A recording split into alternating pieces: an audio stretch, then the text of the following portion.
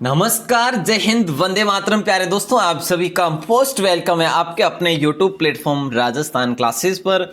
आइए दोस्तों, आज बात करते हैं। इस क्लास में अपन सुपर फास्ट बात करेंगे और मैं बता दूं राजस्थान जीके के महत्वपूर्ण प्रश्नों पर अपन चर्चा करेंगे और काफी प्रश्न आपके लिए नए भी आएंगे और कुछ एक प्रश्न ऐसे जो परीक्षा में बार बार पूछे भी गए हैं। तो उम्मीद करूंगा क्लास को आप देखेंगे कंप्लीट। पहले ही क्वेश्चन से शुरुआत करेंगे और उम्मीद पहले से जताऊंगा कि आप क्लास को कंप्लीट देखेंगे। अगर क्लिक किया है तो हर भाई हर बहन इस क्लास को देखेंगे कंप्लीट, क्योंकि क्वेश्चन बड़े शानदार है, क्वेश्चन बड़े जानदार है। पहला प्रश्न आपकी स्क्रीन पे देखिएगा। किस शासक के शासनकाल में जावर में चांदी की खान जो है निकल आई थी? अगर हम दोस्तों बात करें इसी में तो दोस्तों देखिएगा, चांदी की जो खान आई थी ना, ये मगरा नामक क्षेत्र में, ठीक है। और मगरा नामक क्षेत्र के अंदर उसको नाम दिया गया था जावर की खान है, ठीक है। तो छत्र सिंह या राणा अमीर सिंह होगा या महाराणा लक्ष्य सिंह होगा या महाराणा कुंभा होगा? बड़ा शानदार क्वेश्चन है भाई साहब। राइट आंसर महाराणा लक्ष्य सिंह हो जाएगा और लक्ष्य सिंह ऑप्शन में है, तो इसे दोस्तों राणा लाखा भी कह सकते हैं आप, ठीक है। और दोस्तों राणा लाखा जो है ना, महाराणा खेता का पुत्र था। और दोस्तों मैं आपसे बात करूं तो इसके शासनकाल की, तो दोस्तों शासनकाल की बात करूं तो 1382 से 1421 तक इनका शासनकाल रहा था। बड़ा अच्छा क्वेश्चन है और यहां पर आपका क्लियर हो गया। पहले ही क्वेश्चन से शुरुआत अच्छी होनी चाहिए, लास्ट तक बने रहना है, सभी को सुपर फास्ट होगी।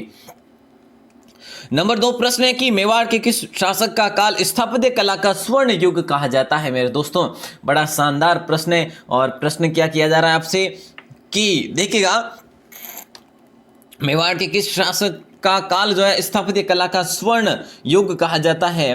तो दोस्तों सभी को पता है कि महाराणा कुंभा को कहा जाता है। राइट आंसर हो जाएगा सी ऑप्शन। और दोस्तों 1433 से इनका शासनकाल रहा था 1468 तक, ठीक है। 1433 से 1468 तक इनका शासनकाल रहा था। और दोस्तों अगर बात करें इनके जन्म की तो 1423 में ही इनका जन्म हुआ था, ज़्यादा मतलब पहले नहीं हुआ, 1423 में इनका जन्म हुआ। और दोस्तों मेवाड़ के महानतम शासक के रूप में ये उभरे थे। चलिए अगला प्रश्न देखते हैं। और दोस्तों अगला प्रश्न देखें, ये लो नंबर 3 प्रश्न आपकी स्क्रीन पे। और देखिएगा दोस्तों नंबर 3 में क्या पूछा जा रहा है, ध्यान देंगे जरा। बहुत बढ़िया। नंबर 3 है कि 1934 में महात्मा गांधी ने राजस्थान का दौरा किया था, ठीक है। कब किया था? 1934 में। सर्वप्रथम वे किस स्थान पर राजस्थान में पधारे थे? डायरेक्टली जयपुर आए थे या अजमेर आए थे या जोधपुर आए थे या फिर कोटा आए थे? क्वेश्चन दोस्तों आपके लिए जरूर नया हो सकता है, लेकिन है तो राजस्थान जीके का ना। चलिए बहुत बढ़िया। जो भी भाई बहने अजमेर बता रहे हैं वे है जो सही आंसर हो जाएगा उनका, ठीक है। तो अजमेर जयपुर का संस्थापक कौन था दोस्तों, ये आपको बताना है। दोस्तों क्वेश्चन बड़ा शानदार है। मेवाड़ राज्य का संस्थापक कौन था? बप्पा रावल था या फिर महाराणा प्रताप था या उदय सिंह था या फिर रतन सिंह? बोलेंगे सर ये तो हमने गोहिल पढ़ा। कोई बात नहीं, गोहिल पढ़ा आपने, लेकिन अगर ऑप्शन में ही गोहिल नहीं होगा तो आप बप्पा रावल को करेंगे। मुझे पूरी उम्मीद है कि आप अच्छे से कर आएंगे। दोस्तों बप्पा रावल को काल भोज के नाम से भी जाना जाता है। आप पूछेंगे सर गोहिल ने की थी ना 566 में? हाँ बिल्कुल, गोहिल ने गोहिल वंश की स्थापना की थी, लेकिन अधिकतर जो इतिहासकार मानते हैं कि इसका जो संस्थापक हुआ ना मेवाड़ राज्य का, वो रावल बप्पा हुआ या बप्पा रावल हुआ और इनको काल भोज के नाम से भी जाना जाता है। चलिए आगे बढ़ेंगे और अगला प्रश्न देखेंगे नंबर 6। और 6 नंबर प्रश्न में पूछा क्या जा रहा है, ध्यान देंगे। सिरोही के चौहानों का संस्थापक कौन था? मेरे दोस्तों सिरोही के चौहानों का संस्थापक जो था, रायमल नहीं था, सामंत सिंह नहीं था, लुम्बा। बिल्कुल साहब, सी ऑप्शन हो जाएगा। सिरोही के चौहानों का संस्थापक कौन था? लुम्बा था। प्रश्न अगर ऐसा भी बन सकता है कि भैया कब की थी स्थापना, तो दोस्तों बिना कोई रिस्क 1301 वहां पे क्लिक कराइएगा। शानदार क्वेश्चन था और क्वेश्चन आपका वहां पर राइट हो जाएगा। अगला प्रश्न नंबर 7 और यहां पर ये लो साहब। अलाउद्दीन खिलजी के आक्रमण के समय व रणथंभौर के पतन के समय यहाँ का शासक कौन था? दोस्त यहाँ पे मोस्ट इंपोर्टेंट क्वेश्चन है भाई साहब। बात करें ना तो अलाउद्दीन खिलजी के आक्रमण के समय व रणथंभौर के पतन के समय यहाँ का शासक दोस्तों हमीर था। अपन पढ़ चुके हैं इसके बारे में, तो है ना, पढ़ चुके हैं और क्वेश्चन भी आ चुका, मैं आपको एडवांस भी बता चुका हूँ। रंगा देवी के नेतृत्व में यहाँ पर हुआ था जौहर। चलिए नेक्स्ट क्वेश्चन, रणथंभौर के चौहानों का संस्थापक कौन था साहब? आपने सिरोही के चौहानों का संस्थापक लुम्बा देख लिया 1301 में। अच्छा, तो अब बात करें तो रणथंभौर के चौहानों का संस्थापक कौन था साहब? गोविंदराज था या वाघभट्ट था या फिर रतन सिंह था या फिर वीर नारायण? दोस्तों तराइन के दूसरे जो युद्ध के बाद में रणथंभौर के चौहाना को जो संस्थापक हुआ वो कौन हुआ? गोविंदराज हुआ, ठीक है। कौन हुआ? गोविंदराज। याद रखना क्वेश्चन बड़ा शानदार है, ठीक है, जानदार है। नेक्स्ट क्वेश्चन आपके स्क्रीन पे नंबर 9 देखिएगा दोस्तों। नंबर 9 प्रश्न में ये पूछा जा रहा है कि कानरदेव सल्तनत काल के किस शासक के साथ युद्ध में लड़ता हुआ वीर गति को प्राप्त हो गया। सल्तनत काल के वो कौन शासक थे जिसके सामने कानरदेव लड़ते हुए वीर गति को प्राप्त हो गए। दोस्तों कानरदेव कहाँ का शासक था? जालोर सोनगरा चौहानों का शासक था। ठीक है, तो देखिएगा जालोर का ये शासक था दोस्तों। और अगर हम बात करें यहीं पर तो सही आंसर की तो दोस्तों अलाउद्दीन खिलजी के समक्ष ये युद्ध करते हुए क्या हो गया था दोस्तों? युद्ध करते हुए वीर गति को प्राप्त हो गया। तो और इनके साथ इनके भाई भी थे, इनके पुत्र भी थे वीरमदेव। चलिए नेक्स्ट क्वेश्चन देखेंगे। और नेक्स्ट क्वेश्चन की बात करें तो नंबर 10 प्रश्न, जालोर के चौहानों में प्रसिद्ध शासक जो हुआ वो कौन हुआ? दोस्तों देखिएगा, समर सिंह हुआ या कानरदेव हुआ या फिर उदय सिंह या कीर्तिपाल। तो हम बात करेंगे राइट आंसर दोस्तों, कीर्तिपाल को कीरत सिंह भी कहा जाता है। ठीक है, तो देखिएगा जालोर के चौहानों में प्रसिद्ध जो हुआ वो कानरदेव हुआ। दोस्तों कानरदेव की बात करें तो ये 1305 में यहाँ पर गद्दी पर बैठा, जालोर की गद्दी पर बैठा दोस्तों। और अगर आपसे पूछा जाए कि ये जो युद्ध हुआ अलाउद्दीन खिलजी और इन दोनों के बीच में, तो दोस्तों ये हुआ 1311 में। 1311 को वीर गति को ये प्राप्त हो गए थे। ठीक है, आगे बढ़ेंगे और अगले प्रश्न को देखेंगे। क्वेश्चन बड़े शानदार है भाई साहब, लास्ट तक बने रहेंगे तो मजा आ जाएगा। देखिएगा, किस युद्ध के बाद चौहानों का पतन ही हो गया था? कौन से युद्ध के बाद? यहाँ पर नहीं दिया कि जो अजमेर या फिर जो है सांबर वगैरह, ये नहीं दिया है। ठीक है, तो दोस्तों देखिए किस युद्ध के बाद चौहानों का पतन हो गया, ऐसा प्रश्न बनेगा। और चौहान तो हर जगह हुए थे, सिरोही में हुए, नाडोल में हुए, है ना, जालोर में हुए, लेकिन हमारे लिए प्रश्न तो बड़ा लाजवाब होगा दोस्तों। मैं बता चुका हूँ तराइन के द्वितीय युद्ध दोस्तों 1192 में हुआ था, जिसमें पृथ्वीराज तृतीय की हार हुई थी। ठीक है ना, ये सारी जानकारी आपको ध्यान है। नंबर 12 प्रश्न आपकी स्क्रीन पे है। पूछा ये जा रहा है कि ख्वाजा मोइनुद्दीन चिश्ती भारत में किसके शासनकाल में आया था? दोस्तों ख्वाजा मोइनुद्दीन चिश्ती, दोस्तों ये चिश्ती सिलसिले से थे और सूफी संत थे। देखिएगा ख्वाजा मोइनुद्दीन चिश्ती भारत में किसके शासनकाल में आए थे? तो राइट आंसर सभी को पता है, बी ऑप्शन बता रहे हैं सारे के सारे भाई बहन। और बात करें इनके उर्स की तो दोस्तों उर्स कहाँ पड़ता है? अजमेर में। इनकी दरगाह कहाँ पर है? अजमेर में है भाई साहब। क्वेश्चन बड़ा शानदार है। नेक्स्ट क्वेश्चन को देखेंगे। और राज के सोमदेव किसके दरबार में था? राज कवि सोमदेव जो था ना वो किसके दरबार में था दोस्तों? अब मैं आपसे एक और प्रश्न पूछने वाला हूँ, अच्छा क्वेश्चन रहेगा दोस्तों। राज कवि सोमदेव किसके दरबार में थे, है ना? ऑप्शन क्या पूछे जा रहे हैं? विक्रराज चतुर्थ है, पृथ्वीराज चौहान द्वितीय है, पृथ्वीराज चौहान तृतीय है और पृथ्वीराज चौहान प्रथम है।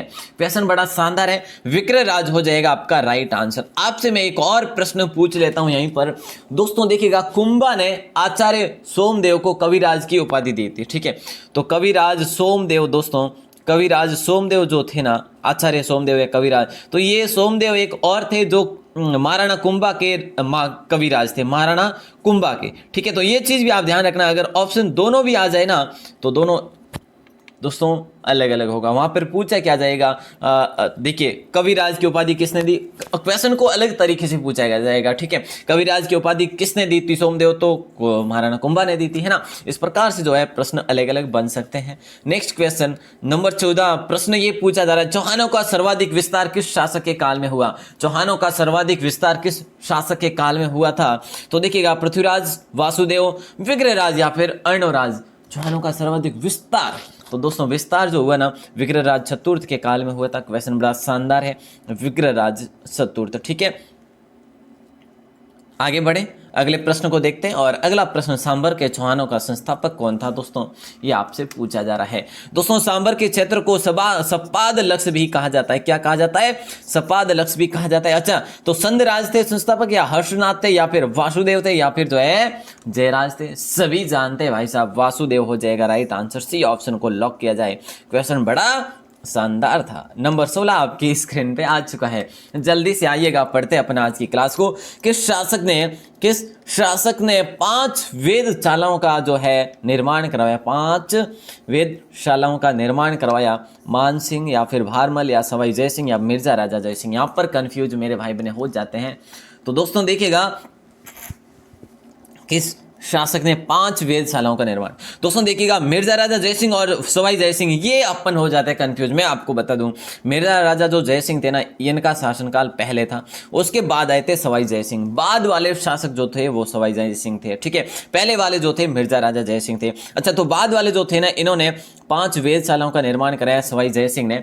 दोस्तों सवाई जयसिंह ने कहां कहां पे करवाया? एक तो अपना जयपुर मान लीजिएगा, एक सबसे प्राचीन मान लीजिएगा दिल्ली, दोस्तों दिल्ली में करवाया, एक है जो उज्जैन में करवाया निर्माण, एक मथुरा में, तो एक जो है वाराणसी या फिर जो है वाराणसी, ठीक है, वाराणसी हो जाएगा। ओके दोस्तों, ये 5 जगह है जो इन्होंने वेधशालाओं का निर्माण करवाया। अगला प्रश्न, जयपुर स्थापना कब की गई? दोस्तों ये प्रश्न पूछा जा रहा है। जयपुर की स्थापना की बात करें तो दोस्तों कब की गई? यहाँ पर सवाई जयसिंह का शासन था उस समय, ठीक है, उनके द्वारा करवाई गई। दोस्तों पंडित की बात करें तो जगन्नाथ पंडित थे, मैं आपको शायद कई बार बता चुका हूँ, जगन्नाथ पंडित थे। अच्छा, तो 17 नवंबर की 17 का है कि जयपुर की स्थापना जो है 18 नवंबर 1727 को की गई। ए ऑप्शन आप सभी का राइट आंसर होगा। शानदार क्वेश्चन था दोस्तों, इस क्वेश्चन को बड़े अच्छे से लॉक कर देना, क्वेश्चन बड़े शानदार थे। अच्छा, अगला प्रश्न है 18 नंबर की, किस मुगल शासक ने राजस्थान से जजिया कर हटा दिया था और फिर वापस किसने लगा दिया था, ये भी बात करेंगे, है ना। तो किस मुगल शासक ने राजस्थान से जजिया कर जो है हटा दिया था? तो दोस्तों उस समय राजपूताना के नाम से जाना जाता था, है ना। और अब अगर हम बात करें तो दोस्तों शाहजहां तो होगा नहीं, अलाउद्दीन खिलजी भी नहीं होगा, औरंगजेब ने दोस्तों वापस लगाया था, लेकिन अकबर ने जो है हटा दिया था। और अकबर ने हटाया लेकिन औरंगजेब मिला, जजिया कर लगा दिया। ये कब लगाया दोस्तों? जसवंत सिंह प्रथम के निधन के बाद लगाया, जो कि जोधपुर के शासक थे। नेक्स्ट क्वेश्चन को देखते हैं, आइए आगे बढ़े और नंबर 19 क्वेश्चन को देखते हैं। दोस्तों 19 नंबर प्रश्न में ये पूछा जा रहा है आपसे, बिहारी सतसई की स्थापना या फिर रचना जो है किस शासक के काल में हुई? दोस्तों सबको पता है कि बिहारी सतसई की रचना किसने की, बिहारी सतसई की रचना किसने की? तो दोस्तों सब जानते हैं कि भाई बिहारी ने की। ओके साहब, बिहारी ने की, है ना। दोस्तों देखिएगा, किसके काल में लिखी गई, ऐसा प्रश्न दोस्तों मैं आपको बता दूं, ब्रज भाषा में लिखी गई। अब और क्या चाहिए, ठीक है। तो ब्रज भाषा में लिखी गई तो दोस्तों सवाई जयसिंह होगा या मिर्जा राजा? तो दोस्तों याद रखना, मिर्जा राजा जयसिंह हो जाएगा।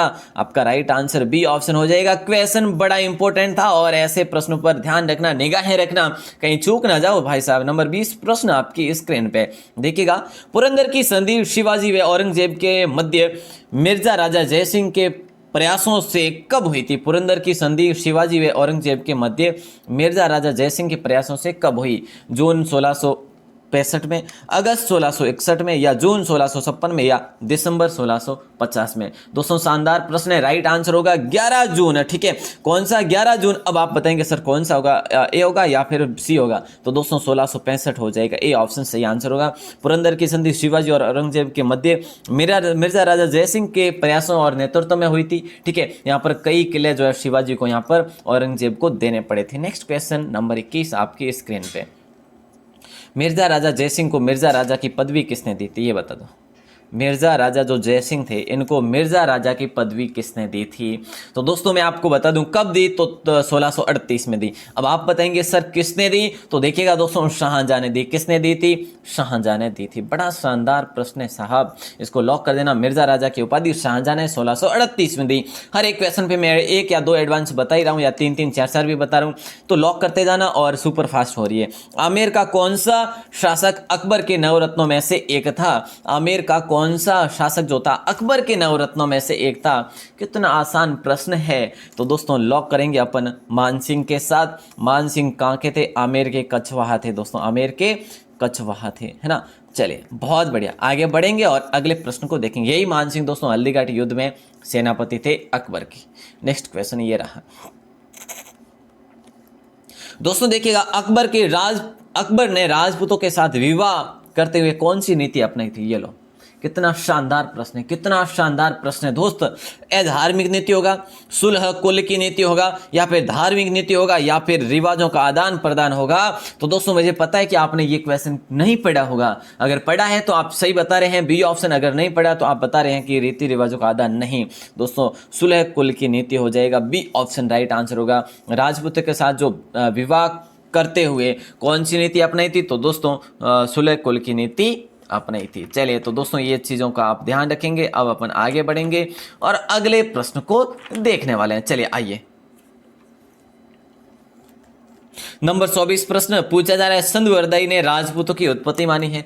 दोस्तों संदवर्दई जो हुए इतिहासकार कौन थे? ये कवि थे कहाँ के? पृथ्वीराज चौहान तृतीय के कवि थे। तो देखिएगा दोस्तों उनके मित्र भी थे। संदवर्दई ने राजपूतों की उत्पत्ति कहाँ से मानी? अग्निकुंड से मानी, या फिर जो है दोस्तों अग्निकुंड, या फिर मध्य एशिया से, या फिर विशुद्ध भारतीय से, या फिर सम्मिश्रण जाति से। क्वेश्चन बड़ा शानदार है। राइट आंसर अपन कर लेंगे यहाँ पर लॉक, अग्निकुंड से मानी है दोस्तों। किस कहाँ से? अग्निकुंड से मानी है। ओके, नंबर 25 प्रश्न है कि प्राचीन भारत का स्वर्ण युग कहलाता है। दोस्तों बड़ा शानदार प्रश्न है। कई बार अपन इस क्वेश्चन के बारे में अपन पढ़ चुके हैं, मतलब कि इंडिया जीके में अपन ने पढ़ा है। तो दोस्तों राइट आंसर क्या हो जाएगा? प्राचीन भारत का स्वर्ण युग कहलाता है। तो क्या कहलाता है? गुप्त काल जो है ना, ये प्राचीन भारत का स्वर्ण युग कहलाता है। दोस्तों अपन ने बहुत बार पढ़ा इसके बारे में, गुप्त काल। ठीक है, चलिए अगला प्रश्न नंबर 26। दोस्तों 26 नंबर में कि किस नगर को प्राचीन काल में अहिचित्रपुर के नाम से जाना जाता है? दोस्तों क्वेश्चन शानदार है। किस नगर को प्राचीन काल में अहिचित्रपुर के नाम से जाना जाता है? तो देखिए मारवाड़ तो होगा नहीं, मारवाड़ को मरुधर के नाम से जाना जाता था दोस्तों। जालोर भी नहीं होगा, इसे जो है स्वर्णगिरी के नाम से जाना जाता था, जाबालीपुर के नाम से जाना जाता था दोस्तों, है ना। तो दोस्तों झालावाड़ को जालरा पाटन के नाम से पहले जाना जाता था। तो हम लॉक करेंगे नागौर को दोस्तों, जो कि दोस्तों अगर बात करें ना, ये परमारों की राजधानी हुआ करती थी। ठीक है, चलिए आगे बढ़ेंगे और अगले प्रश्न को देखेंगे कि मत्स्य संघ का स्थापना जो है ना हुई थी। मत्स्य संघ की स्थापना कब हुई? बोले सर आज प्रश्न कहाँ से लेकर आ गए? बिल्कुल यहाँ पर जो है ना ये प्रश्न सब मिक्स कंटेंट के हैं। मत्स्य संघ का स्थापना जो हुई थी, मत्स्य संघ की स्थापना 18 मार्च 1948 को बिल्कुल साहब हो गई थी। ये ऑप्शन लॉक हो जाएगा, बिना टाइम वेस्ट किए ये ऑप्शन सभी लॉक कर रहे हैं। तो 18 मार्च 1948 को मत्स्य संघ की स्थापना हुई थी। नंबर 28 प्रश्न, वर्तमान राजस्थान कब अस्तित्व में? बोले सर बहुत आसान जी, बिल्कुल आसान है, लेकिन याद रखना क्वेश्चन कहीं से भी टपक सकता है। ठीक है, तो वर्तमान राजस्थान कब अस्तित्व में आया? तो दोस्तों ध्यान रखना, वर्तमान राजस्थान कब अस्तित्व, विधिवत रूप से दोस्तों राजस्थान का नाम कब दिया गया? विधिवत रूप से राजस्थान दोस्तों नाम कब दिया गया? 26 जनवरी दोस्तों, 26 जनवरी 1950 को दिया गया। ठीक है, याद रखना। चलिए तो वर्तमान राजस्थान कब अस्तित्व में आया? तो दोस्तों वर्तमान राजस्थान 1 नवंबर 1956 में अस्तित्व में, मतलब कि कंप्लीट राजस्थान जो है बन गया था, सारी जो रियासतें एकत्र हो गई थी। चलिए तो यहां पर आपका 28 का हो गया ए ऑप्शन। अब क्वेश्चन बड़ा शानदार आ गया है आपकी स्क्रीन पे, स्टार लगा दीजिएगा दोस्तों। देखिएगा, चेतावनीराज सुंगटिया किसकी रचना है? चेतावनीराज सुंगटिया किसकी रचना है? तो केसरी सिंह बारट होगा क्या राइट आंसर, या फिर विजय सिंह पथिक होगा? विजय सिंह पथिक तो नहीं होगा। तो दोस्तों गोपाल सिंह खैरवा होगा, या फिर अर्जुन लाल सेठी होगा। ए ऑप्शन को लॉक कर दीजिएगा, केसरी सिंह बारट हो जाएगा। इनकी और भी बहुत सारी जो है रचनाएं हैं दोस्तों, याद रखना, क्योंकि ये क्वेश्चन मैं आपको पोल में करवा चुका हूं। चेतावनीराज सुंगटिया, ए ऑप्शन आप सभी का राइट आंसर हो जाएगा। नंबर 30 क्वेश्चन, बिजोलिया के कृषक आंदोलन का नेतृत्व किसने किया? बिजोलिया के कृषक आंदोलन का नेतृत्व किसने किया? हरिभाऊ उपाध्याय ने, विजय सिंह पथिक ने, जमनालाल बजाज ने, भूप सिंह। दोस्तों माणिक्यलाल वर्मा होगा, भूप सिंह को हटा दीजिए यहाँ से। ठीक है, तो दोस्तों देखिएगा भूप सिंह जो पुराना नाम था विजय सिंह पथिक का था। ठीक है, तो देखिएगा यहाँ पर आपका राइट आंसर हो जाएगा बी ऑप्शन, विजय सिंह पथिक। आपको ऑप्शन दोस्तों ऐसे दिए जाएंगे जिन्होंने सब ने जो है, जैसे माणिक्यलाल वर्मा ने भी वहाँ पर, राम नारायण चौधरी ने भी वहाँ पर उस कृषक आंदोलन में भाग लिया था, लेकिन उनका ऑप्शन नहीं है। ठीक है, अगर उनका ऑप्शन होता तो थोड़ा और भी गड़बड़ हो जाती, यहाँ पे बोनस अंक दिए जाते। विजय सिंह पथिक हो जाएगा। नंबर 31 प्रश्न आपकी स्क्रीन पे देखिए दोस्तों, ज्यादा क्वेश्चन नहीं रहने वाले। कोटा में किस अंग्रेज अधिकारी की हत्या कर दी गई थी? यहां पर प्रश्न बहुत आसान है। देखिएगा, ब्लैक तो होगा नहीं, शावर्स भी नहीं होगा, बटन हो जाएगा, मेजर बटन। दोस्तों मेजर बटन के साथ 2 डॉक्टर भी थे, 2 डॉक्टरों की भी हत्या कर ली गई थी कोटा में। किस अंग्रेज अधिकारी की और उसके साथ डॉक्टर थे, उसकी हत्या की गई? बटन हो जाएगा राइट आंसर कोटा के क्रांतिकारियों के द्वारा। नेक्स्ट क्वेश्चन, आउवा का प्रश्न पूछा जा रहा है। और दोस्तों आउवा में किस पॉलिटिकल एजेंट का वध या फिर हत्या कर दी गई थी? इसकी भी हत्या हुई थी और किला जो है, जो किला है आउवा का किला, वहां पर इसका सिर लटकाया गया था, है ना। तो दोस्तों राइट आंसर की बात करें मेक मोशन हो जाएगा, GH make motion, C option correct answer हो जाएगा यहां पर भी, है ना। यहां पर भी किसी को टाइम वेस्ट करने की जरूरत नहीं है। नंबर नेक्स्ट 36 नंबर प्रश्न आपसे पूछा जा रहा है। 33 नंबर देखिएगा, राजस्थान में सबसे पहले क्रांति की शुरुआत कब हुई थी? दोस्तों ये तो है ना, ये श्रृंखला कितने प्रश्नों के मैं आपको बता दूंगा जल्दी, है ना। 33 नंबर प्रश्न है, शुरुआत हुई थी एरिनपुरा, नीमच, नसीराबाद या फिर निम्बाहोड़ा।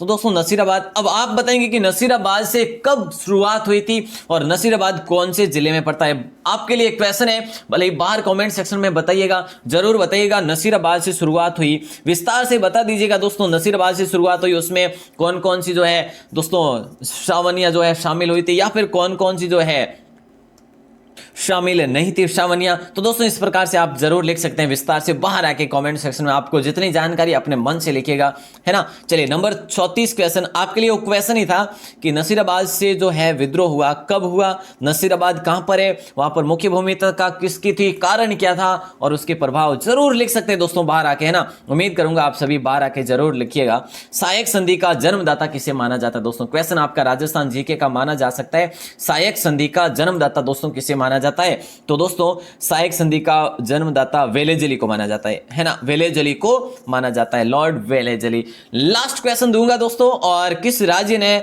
सबसे पहले अंग्रेजों से संधि की थी? दोस्तों अगर ऐसा प्रश्न बन जाए ना कि किस राज्य ने सबसे पहले अंग्रेजों से संधि की, तो मुझे पता है कि आप करेंगे करौली। बहुत अच्छी बात है, करौली कर लेंगे। दोस्तों कब की थी? तो दोस्तों ध्यान रखना, यह संक्षिप्त संधि थी। कैसी थी?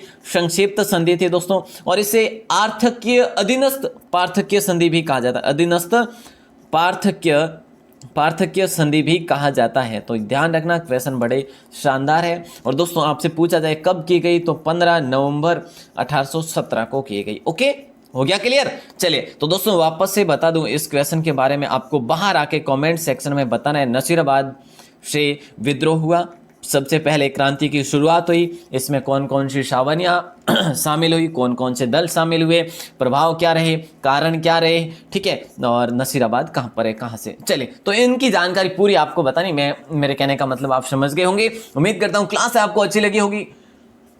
उम्मीद किया, बिल्कुल मुझे पूरा विश्वास है कि आपको क्लास अच्छी लगी होगी। मेरी मेहनत मैं पूरे दम से कर रहा हूं, अब आप कितना सहयोग कर रहे हैं ये आपके ऊपर है भाई साहब, है ना।